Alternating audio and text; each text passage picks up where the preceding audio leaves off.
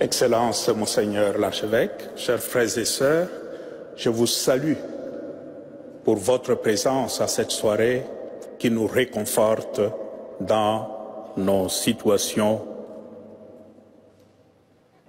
Je suis ici comme témoin, mais témoin des tribulations d'un peuple, mon peuple, qui réclame tout juste le droit de vivre et de vivre digne.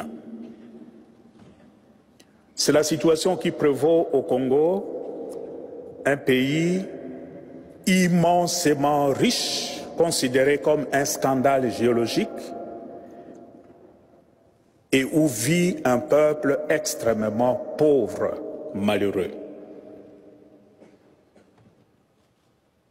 Le Congo est aujourd'hui considéré comme cet homme qui descendait de Jérusalem à Jéricho, il tomba entre les mains de brigands qui le dépouillèrent, le rouèrent de coups et s'en allèrent, le laissant à demi-mort. Face à cette situation, le peuple qui souffre ne sait plus vers quel saint se tourner. L'Église, dans ces contextes d'obscurité pour le peuple, apparaît comme source de lumière et d'espérance.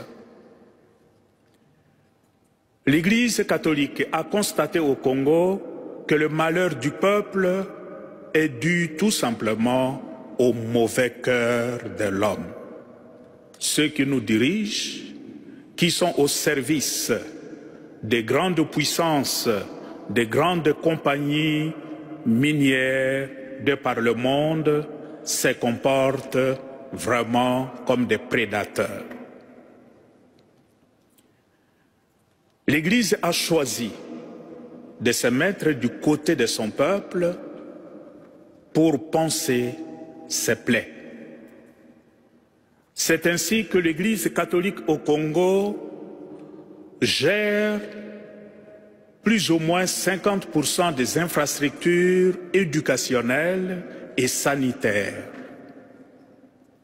Sur le plan sociopolitique, c'est encore l'Église catholique qui a aidé, qui a accompagné la classe politique à trouver un accord, dit l'accord de la Saint-Sylvestre, et qui a rendu possible les élections qui viennent de se passer.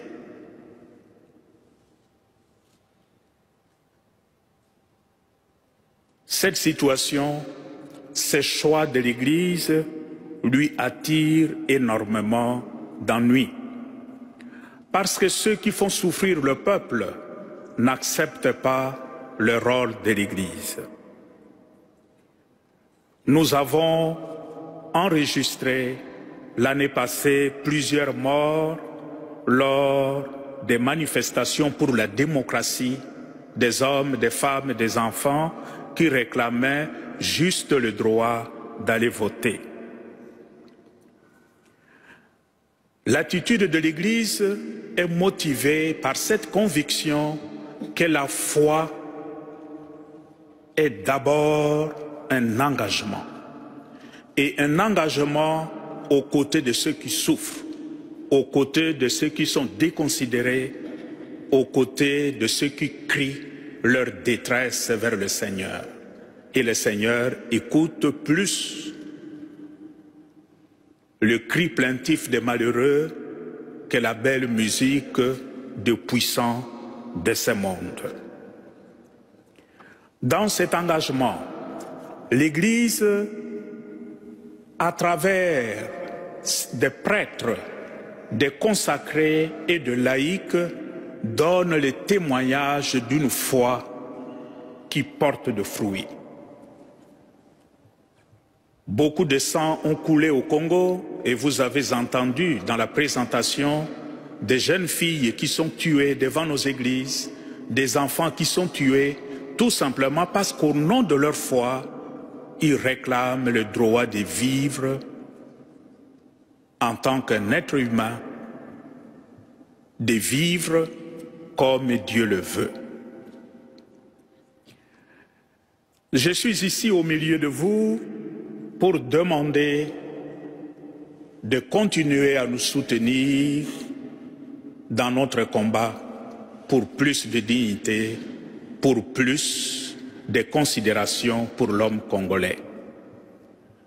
J'implore votre prière sur l'ensemble du peuple, en sachant que ce qui se passe au Congo, c'est aussi presque la même situation qui se vérifie dans certains d'autres pays de par le monde, particulièrement en Afrique.